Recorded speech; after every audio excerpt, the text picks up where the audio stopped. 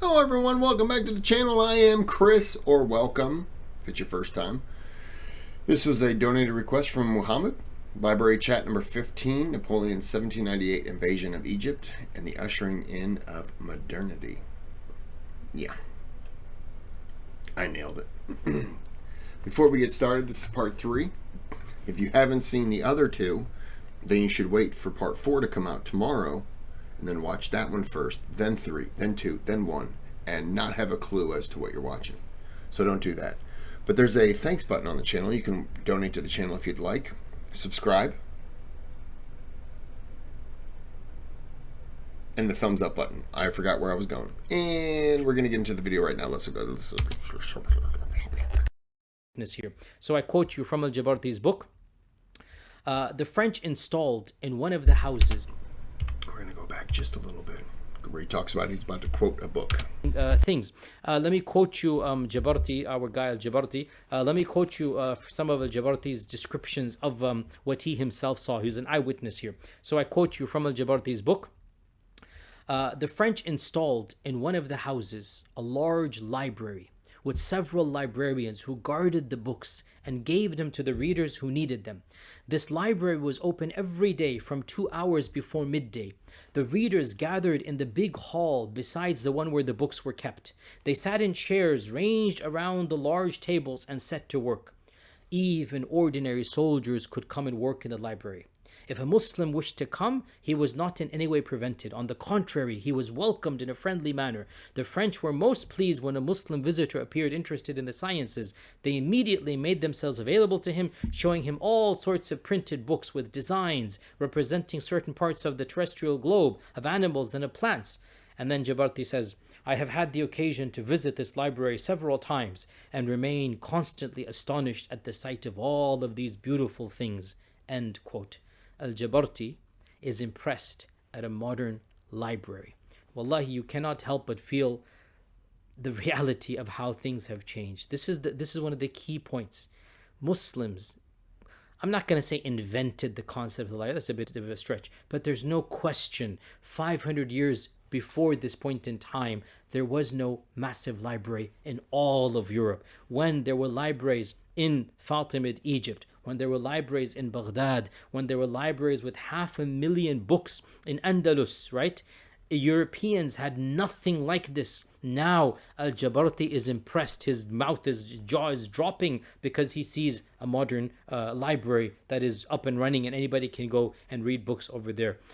Also, Al-Jabarti writes about science, right? He talks about the astronomical instruments. He talks about the telescopes that could open and close, and they could be fitted into little boxes. And he says they were used to observe the stars and determine their distance, their volume, their conjunctions, and their opposite.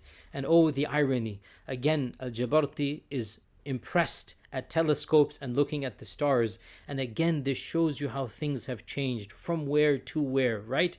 It was the Muslims who mapped out, who charted all of the stars, named most of them. It was the Muslims who invented the precursors to the very telescopes that the French are now using. And Al-Jabarti is in complete awe, like, what am I seeing over here? He writes about biology as well. Of course, he doesn't name the discipline. And he says, and I quote, when an animal or fish unknown in France is discovered, they put it in a liquid which preserves it indefinitely without alteration. Again, he's the preservation of samples. And of chemistry, he says that he visited one of their laboratories where one of the assistants took a flagon containing a certain liquid, poured a part of it into an empty glass, and lo and behold, it became a colored smoke. When the smoke disappeared, the liquid turned solid and remained a yellowish color. I touched this solid and I found it was hard as stone. The same experience was repeated with other liquids, and they produced a blue stone, and a third produced a red stone like a ruby, and he goes on and on. Once again, he is impressed at chemistry, and he doesn't even remember or realize that the term for chemistry, al-kimiyya, came from the Arabs. And again, from where to where, subhanallah. You really see the disparate worlds now of Europe and of the Muslim world. 1798, these two worlds are colliding together, and you see the one has superseded the other by light years. This is the reality. Now, Of course, a lot of interesting things happened because the French were in the French were in Egypt for 2 years, right? So a lot of very interesting things happen over here. Small anecdotes are mentioned in so many different books. Al-Jabarti, for example, mentions that the French introduced the concept of restaurants, right? And he was bemused at the a la carte menu system, where you have the option of choosing a particular dish for a particular price. Because again, back in the day, the cook whatever he wanted to cook, one meal, and everybody ate the same meal, and you paid, or you bartered, you negotiated. It's a very different system, So the notion of having a set menu, right, and then you choose, and then it's something he's intrigued by. One of the most predictable and yet awkward realities was the interaction between French men and the ladies of Cairo. That's a very sordid chapter, which again, much can be said, but it's not the time to get into there. But do realize that when you're going to have 20,000 soldiers and you have people in a very poor situation, starving literally, do realize that you're going to get the inevitable whenever any invading army comes. Whenever you have lots of men and then you have a population that's impoverished, you're going to get a lot of ladies of the night, and that business flourished in Cairo because of the soldiers. And lots of lurid and sad details of young ladies offering themselves for money, literally teenagers or younger. I mean, this is in their French chronicles, and they're starving, and then they're offering themselves, and they became well-known places. As you can understand, this is what happens anytime an invading force comes. As well, the elite of the French, those who could afford it, very soon picked up the habit of purchasing slaves and concubines, which was against all notions of the Enlightenment. In fact, it was illegal in France to do so. Technically, it was not allowed for them as French citizens to purchase slaves, much less concubines or whatnot. But hey, it's Egypt. Who's going to care? Who's going to do anything? And this shows you the clear, double standards, if you like, right? And so the French would be the French noblemen, because again, it's money, it requires money, not the soldiers, but those who could afford to, they would regularly go to the slave markets, they would purchase young boys for their errands, and they would purchase girls for what. And you also had a very interesting phenomenon of French soldiers and French elite wanting to marry, certain noble ladies of the Egyptian elite, for doing so for whatever reason, either because they're lonely or because they're going to establish ties or contact, or because human beings are human beings and romances are going to occur. And many of these ladies' families, they demanded that French convert to Islam. And perhaps the most famous was General Menoux, Menoue, General Menoux. And General Menoux was the person who was in charge. Napoleon left, as we're going to come to. General Menoux took charge of the entire operation of the French being in Egypt, and he fell in love with a young teenager by the name of Zubaydah al-Bawwab. And he was so enamored with her, when her family said that he must convert, he actually converted to Islam, and he took on the name Abdullah. And he married Zubaydah, and when he returned to France, he brought Zubaydah with him, and he had a child with Zubaydah, whom he named Sulaiman. And as far as I know, they didn't really practice Islam any generations afterwards, but this particular General Menoux is actually famous, and his name is inscribed to this day in the famous Arc de Triomphe, the famous Arc of Paris. Everybody who's been there has seen it, right? His name is inscribed over there, and he actually converted to Islam. Al-Jabarti also remarks with a lot of sadness that a lot of the Muslim ladies who associated with the French, they began to dress like the French ladies. They discarded their veil, and they started walking around, displaying, as Al-Jabarti says, their zina to everybody. This caused a lot of anger in society as well. And again, realize that anytime you have lots of troops in a particular area, you're going to get the night ladies. You get my point. You're going to get rape, a'udhu billah. You're going to get not just that, prostitution. You're also going to get gambling. Oh yes, of course. Alcohol, right? How can you have a Western army invading without alcohol? And so alcohol became widely available, and of course it's going to cause resentment and anger. The morality is changing, and people are things are happening that are riling up the population. And in 1798, finally, Sultan Salim III was roused into action, and he ordered a firman. He issued a firman, a royal decree, in which he declared jihad against Napoleon. And a part of that firman read about the French, and I quote, "They mock all religions. They reject belief in another life, as well as its punishment and reward. They do not believe in the resurrection of the body, nor in the last day. And they think that there is a blind chance that presides over life and death, that they owe their existence to pure matter, and that after this life their body returns to this earth," i.e. they're secularists, they're atheists, they're agnostics, they don't believe in a hereafter and God and whatnot. So the Farman of the Ottoman ruler Salim III is describing atheism and agnosticism, because Muslims have never heard of this, right? Nobody, no civilization is secular until the French come along, and they are basically propagating these views. The Farman also reads, and I quote, "Their aim is to spread disunity amongst the rulers, trouble amongst the emperors, and incite the subjects to revolt." And then listen to this. "The French think that men, being born equal, must be equally free, that all distinction between men is unjust, and that each ought to be the master of his own opinion and of his own manner of living. They have the impudence to say, we are brothers and friends, the same interests unite us, and we have the same religious opinions," end quote. Now, it's very profound and interesting that modern notions of liberty were so alien to the peoples of Istanbul and other lands that all that the Farman had to do was to describe European liberalism and say, look at how ridiculous that is. Now, I'm not commenting on pro or con. I'm simply saying that the concepts of the Enlightenment were so foreign to the minds of the populations of that time that all Sultan Salim III had to do was describe, these are who the French are, how can you be like this? Very interesting. That's all I'm going to remark over here, right? Now, obviously... Yeah. You can use, yeah, I mean, that's what he did. You basically, you look at who they are, how they live, and then you say, okay, well, they're saying they have liberty and freedom and all this and that. Well, that's what it looks like. Is that really what you think it is, what you want? And you're going to be so accustomed to your way of living, and that's foreign. That's a completely different culture. That's not what I want here. And then, of course, if it's also changing the customs of the women, you're looking at it like, okay, no, it's really not good, because look what it's doing to them. It's brainwashing them. And now you just want to push it out. You don't want it there anymore. Because there's also something scary about that, because you feel like, well, what if I don't want to be a part of that?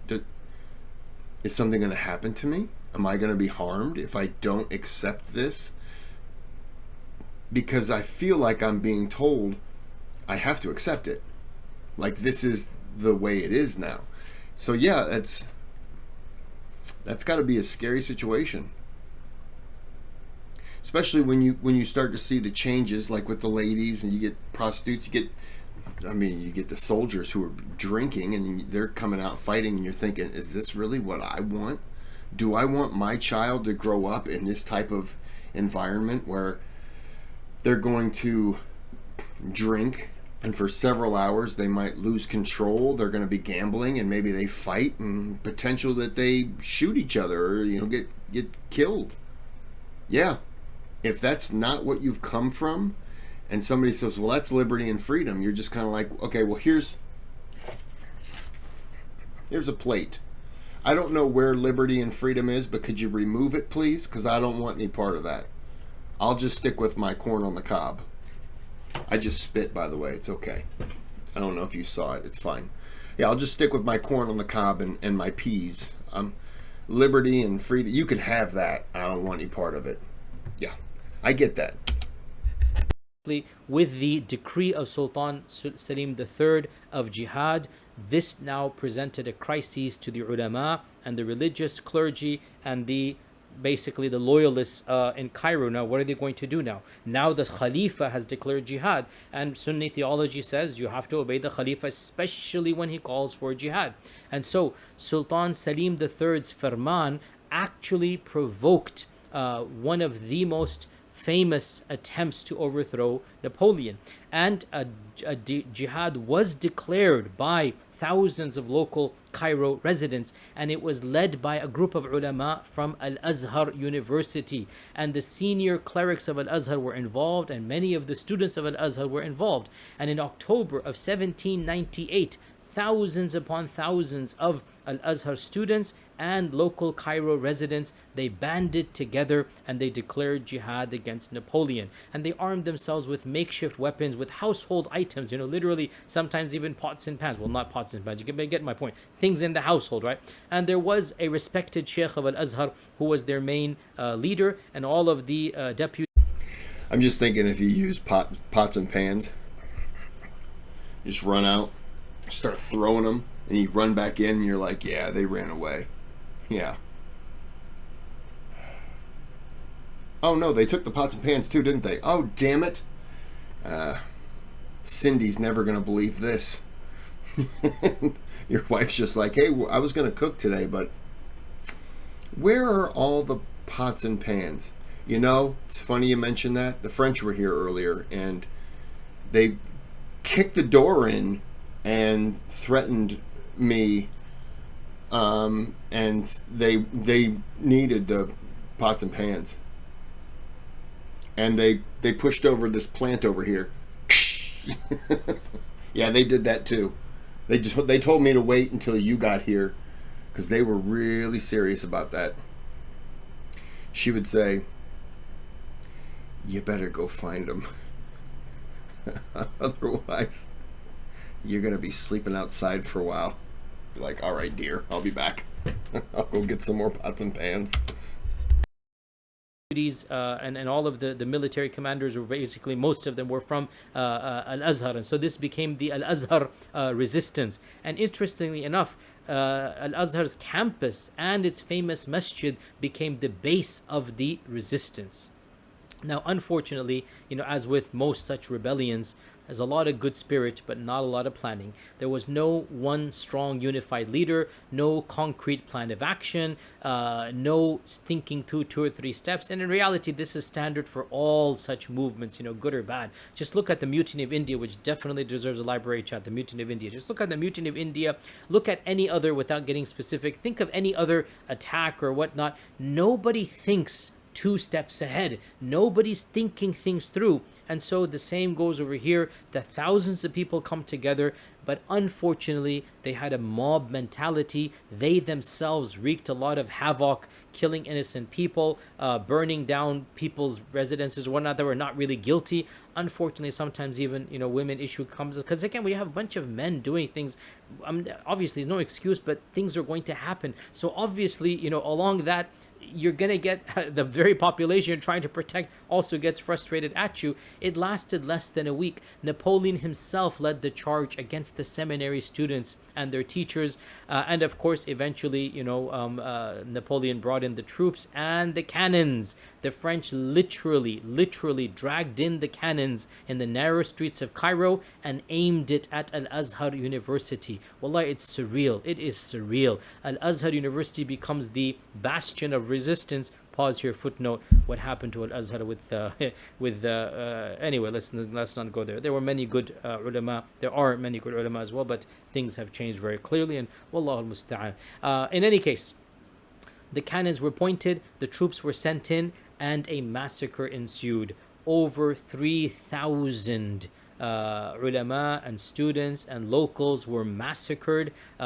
Buildings collapsed. The complete mayhem of the insurrection. Hundreds were taken prisoner of war, and many hundreds were executed and their heads put on stakes, because That's what that's what's going to happen when you have a rebellion. Al-Jabarti, who was an eyewitness, Al-Jabarti remarks sadly that the French soldiers entered the masjid with their horses. They urinated inside the masjid to desecrate it. They tore up copies of the Quran. They anybody who was, because the mosque became the center of the rebellion, right? So anybody whom they found in the mosque, they beat and they stripped naked, so that he had to be humiliated and whatnot. And that's if they didn't capture and kill him, because all of the senior leaders, or many of them were, not all, many of them were executed. And according to Al-Jabarti, many ancient relics and ancient books were destroyed. It is said that some of these books ended up in Europe, and Allah knows best. It is said. But in any case, the rest of the sheikhs of Al-Azhar were forced to surrender, and the senior most leaders were executed. And the second tier, Napoleon had them repent, gave them a forced oath of allegiance, or forced them to give the oath of allegiance, and he didn't want to alienate the rest of the population. He also spared Al-Azhar University, because there was talks of demolishing, there was talks of literally leveling it to the ground by the cannons, but he felt that that would not be a wise thing to do. Interestingly, Al-Jabarti mentions there were three factions of ulama. You had the first faction, who were leading the charge. They were waging jihad against Napoleon, and of course, all of them either were killed or had to be forced to sign and whatnot. Al-Jabarti says there was a second group who were quietists. They didn't take sides. They didn't support Napoleon, but they also didn't support the insurrection, thinking that it would fail, and so they simply did not participate. And then he said there was a small third group that supported Napoleon and allied themselves with Napoleon, and their leader, of course, we already mentioned his name at the beginning, was Sayyid Khalil Bakri. This was the leader. He was a sheikh of Al-Azhar, and he was Napoleon's main liaison, main right-hand man when it came to dealing with Muslim affairs. And interestingly enough, even the Christian chronicler of the time, he documents that this Sheikh al-Bakri, he was highly respected by Napoleon and the French, but he was despised by the Muslims because his loyalties were with the French and not with his co-religionists. Even a Christian chronicler points out that this sheikh was despised by the other Muslims because he was viewed as a traitor. In any case, I'm going to go ahead and pause it there, and we'll come back for the final part of the video. Yeah, that's... I remember hearing about the massacre. Yeah.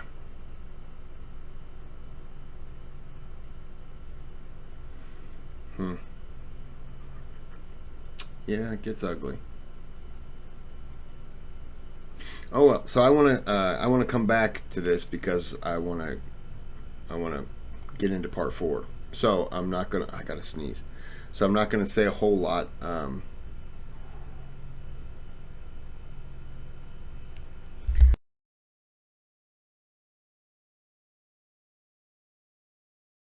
Oh, okay. So that happened. So we're gonna end it here before I start to sneeze again. And have a good day. Have a good night.